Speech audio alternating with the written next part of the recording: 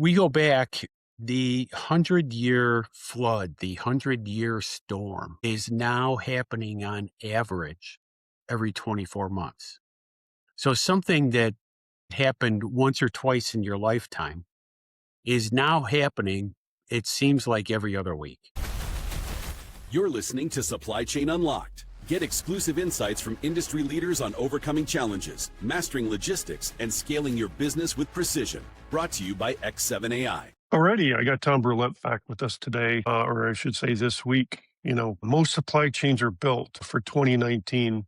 Tom wrote a paper saying that stable now equals a liquidity trap, and he didn't exactly whisper it. It's all over the internet, folks. I will put a link to the description below.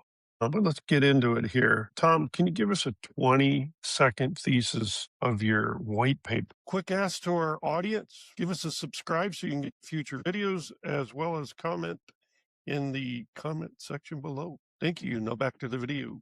Yeah. First of all, I think I after thinking about it, I would go back even further. I think the supply chains now are built for the 1980s or even the 1990s, when it was stable and the goal was efficiency and just-in-time delivery. The thought being that you would shave pennies from each piece in order to gain significant savings. And what we're finding now is since around the time of the pandemic, the supply chain has entered into what I call an age of continuous disruption. In other words, it's just one disruption happening after another. And I think if you look back over the last few years, we've had at least 3 significant disruptions in the supply chain due to either climate issues, unexpected weather conditions, geopolitical issues. A year ago, year and a half, 2 years ago, it was the Suez Canal being shut down. Prior to that, we even had to shut down in the Panama Canal, if you remember, when the vessel got turned sideways and stuck in the Panama Canal. And now we've got the issue with the Strait of Hormuz. So we've got a continuous stream of these are more than a bump in the night. And so we have to be prepared for that. And that's the whole thesis. Agreed. The supply chain is now continuous disruption, to your point. One other point is stable systems are too heavy to pivot, and that heaviness turns into trapped cash and margin loss. That was a big piece that I brought out of the white paper when I read it. So I have a few questions. Take either both of them or one of them. You wrote, "Welcome to the age of continuous disruption." What does that look like in the real world? And I think you used the Suez Canal as one example. But what's the difference between disruption as a spike versus disruption as a baseline? That's let me go back. The supply chain historically or recently has been built for stability, the stability of the 80s and 90s, where you had open markets, you had limited tariffs, you had trade agreements that were very, very broad, and it allowed the supply chain to focus on efficiencies. And what's happened is, by focusing on efficiencies, we've created what you refer to as a heavy, I think it was, supply chain. I think another way to put that is it's created a brittle supply chain that doesn't have the flexibility to be able to react. So the difference between, a good example of the difference between this continuous disruption and a disruption as a spike is an interesting number that we go back. The 100-year flood, the 100-year storm is now happening on average every 24 months. So something that happened once or twice in your lifetime is now happening, it seems like, every other week. And the problem is that if it's an infrequent occurrence, you can live with the manual adjustments that need to be done in order to react. Considering that it's a more frequent occurrence, once every 24 months is pretty It barely gives you time to dig your way out of the last disruption. It's not you have to build an anti-fragile supply chain. I refer to it as a supply mesh, which is in the social network diagram concept. If you think about it, you are able to connect to multiple, in the case of Facebook, multiple friends and jump from one to the other. There's not a string, there's not a line. And that's the most significant change that we need to focus on, is the ability to sense the disruption as it comes, and the ability to work through literally thousands and thousands of scenarios to respond to that disruption. It's overwhelming from a personal perspective, and that's why the technology is required. Yeah, so you mentioned the Suez Canal, Mhm. and in this discussion of continuous disruption, we're now dealing with the Strait of Hormuz, and it's continuous. To your point, 100-year floods are now happening every 2 or 3 years. I think you said 2 years. Mhm. And how often were these very thin straits, or narrow straits, if you will, really clogged everything out and caused a blackout, more or less, in certain areas of the globe? So, yeah, I mean, that's to your point. Well taken. Let's move towards the monolith, our famous words, the monolith, what I call the legacy supply chain model, and how it's sinking. With that said, define the monolith in plain English one more time for the audience, and then how does scale become a bigger target, and how does it show day to day? Okay, so very simply put, the monolith is the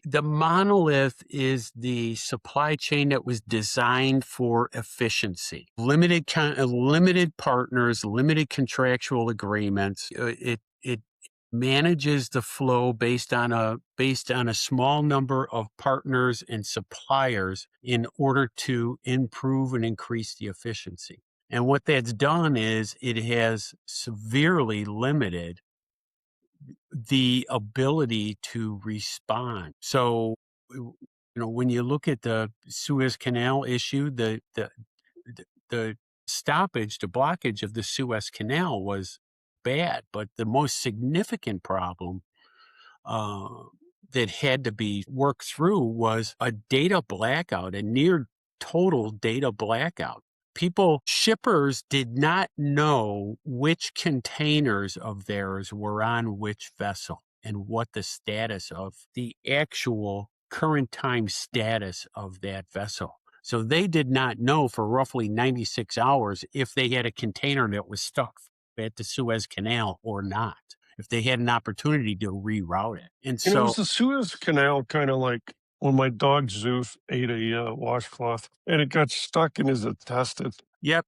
and Yeah, we had to a go bit of to, a blockage, and right? yeah, well, there was a blockage in B. It took a manual intervention to figure it all out, where it was at, etc., to Right, get everything flowing again. Right? right, exactly. That's And going to so be our hook. the monolith doesn't have the flexibility or the tools to be able to quickly identify. The monolith is dependent on limited input and a lot of manual data entry. A lot of the monolith is dependent on manual entries and people monitoring the process and the flow. So, Okay, I'm going to jump on that people part here in a minute. Keep going. Finish yeah. your thought. And so it becomes very difficult to get accurate data. And the point of the matter is that now, in order to be able to react, we've got to get the data quick enough, soon enough, to be able to determine what the issue is, and that pushes the absolute requirement of communications and integration out to its furthest point. So we need to know when the container is built. We need to know when the container is assigned to a vessel. We need to know when the container is loaded on the vessel. We need to know the status of the container, the status of the vessel as it's crossing the ocean, because anything that happens along the way, we need to be able to reroute it. For instance, you had the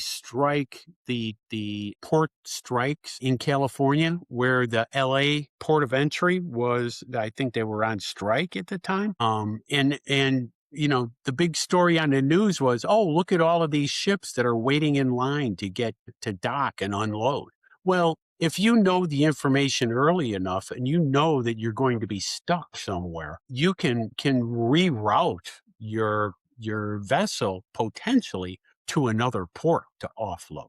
And that limits it's not just the issue is not just the shipper.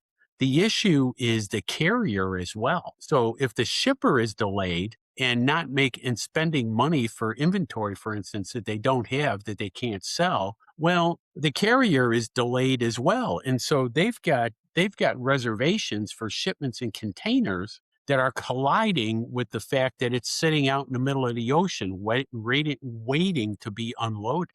So there's a very is it is really the relationship has been expanded from the point of raw materials to the point of delivery to the customer. And it requires an immense amount of data to be passed back and forth and to be monitored. And just this sheer level of data that you're processing requires automated handling. So getting back to it, I'll tell you, I kind of went off on a tangent. The monolith is the brittle legacy solution that is dependent on manual processes, people performing the analysis, it's highlighted, I guess, by a limited number of automated updates. So anytime you scale up, one of the key points here is that the scale becomes a bigger target. So as the shipper scales up and grows and has more shipments, their supply chain becomes a bigger target or or has to withstand a bigger impact of any disruption. Yeah, so let me dovetail into some of that because I had some thoughts, and then as you were talking there, I went Hmm. and checked out. Look in your chat. Moeco has a great tracking tool to overcome a lot of this, especially from a shipper perspective.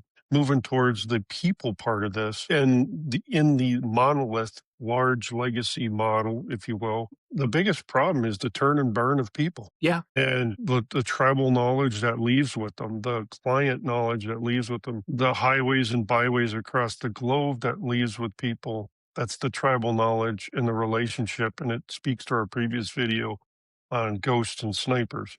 Yeah. So go look Totally. at that video. But my whole point there is the monolith just thinks that you just turn and burn people like they're tires on a NASCAR or an F1 car, right? Yeah. And there is in lies the probably one of the largest problems. And then the second one is the monolith has grown through not organic growth most of the time, through acquisition growth. And that acquisition growth brings on ERP stuck next to another ERP, et cetera. And the integrations are put together with pants on fire planning. So you got all this fragmented data between all these acquisitions. On top of that, you get all these people getting turned and burned, including executive leadership and the people that actually get the work done. So the monolith piece or a business model just continues to break apart and doesn't allow you to manage this continuous disruption. You were wondering how the hell are we going to tie all that back? Yeah. It's But a small you miracle. can't. Yeah, you can't. Well, it's duct tape and chicken wire is what it is. Yep. Yep. So with that said, the other part I want to, and I'll end with my overall point here is we had Moeco on, one of the co-CEOs, I think, at Moeco. And again, just take a quick look at that. I'll give you guys the high level. And her name was Alexa. You can remember that. Hmm. Alexa Sinyakova. Great interview, great podcast. Hmm. And the other part of it was they have a technology that what I refer to as a zip below a band-aid. Hmm. That's as big as it is. If you want to draw a relationship in your mind, it is a disposable. What's that thing that Apple has, that the tracking device? I'm lost for a word there. That you can throw Yeah. in Yeah. your Yeah. backpack. Hmm. It's like that because it doesn't need the infrastructure to track down to the smallest asset level. It's not going to just track a pallet or a container. It's the stuff within that gets down to the carton. So globally where your stuff is at. Hmm. That one tracking technology is live, continuous, and it overrides all of what I just talked about. You know where your shipments are when odds are the shipping companies and how it comes across the globe or across the US, for instance, or Europe, that overrides all of it. And Right. Right. where you can move stuff because the monolith business model can't keep an eye on the details behind it, even when the Suez Canal or the Strait of Hormuz Right, happens. right. Think there's another aspect to this as well. If the disruption occurs overnight outside of the normal business hours, in the monolith, you generally don't have people tracking ahead like that. So if something happens at 2 o'clock in the morning, if I have if I have the a new supply mesh, if you will, network with all of these alerts, the alert is sent and actually sent and somebody is woke up when that issue occurs. And the beauty of it is that you can actually configure a agent that will react to an alert if it falls under certain conditions. So if it falls under normal conditions, it can determine it can identify what needs to be done in order to resolve that. So if you've got a disruption starting, you're alerting the person that can start the calls to rearrange your shipments, send them somewhere else. Kind of like Google Maps when Yep. it sees an Yep. accident ahead, it's going to reroute you with a turn by turn. Hey, I need to move us on. Sorry, I realized how far we're into this. Let's move on to the inertia tax and liquidity trap. You called it inertia tax and a liquidity trap. What's the simple definition of that? Where does it hide? What are the symptoms?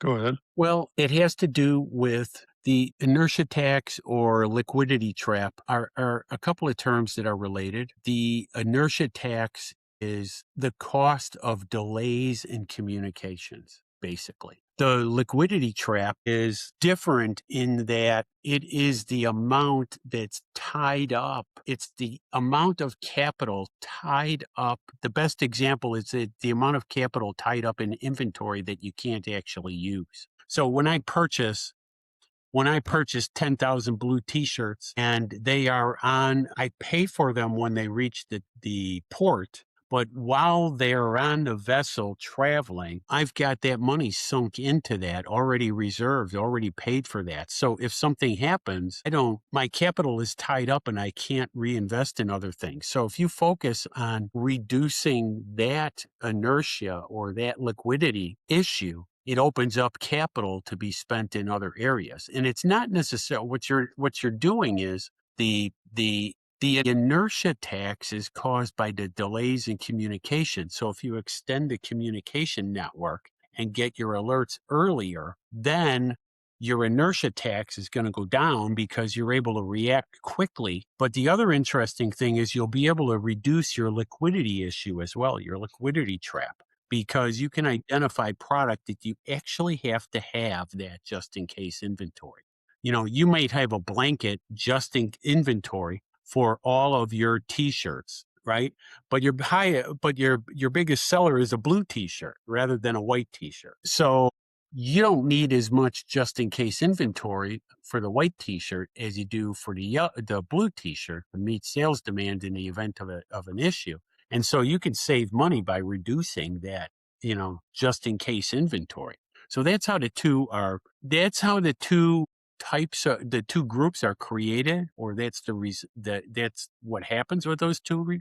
And then as we build the anti-fragile supply net mesh, you're actually harvesting the funds out of that. And then you tie that to the earn as you burn release delivery model. You're actually able to reinvest those funds in improvements in your supply network. Gotcha. Let me move on to the next section because I'm like kind of smirking when I say this. It's what I refer to kill the buzzword layer. I get so sick of the new buzzword every week, and nobody got caught up on the last three. Mhm. Anyways, you basically said digitalization, optimization is a lie. Explain that without starting a war. Yeah, yeah, okay. We need to switch the viewpoint of technology in business. We have slowly moved into a practice where we are implementing technology initiatives. The digitalization or digital optimization is a great example of that. The point there was to improve and automate the processes and optimize the processes, your current processes, to improve throughput. The goal, I guess, was to improve the throughput, reduce the time to do things. In actuality, what we ended up doing is speeding up the process execution, but not fixing broken processes. So we're speeding up the broken processes to do the wrong thing faster. I love that.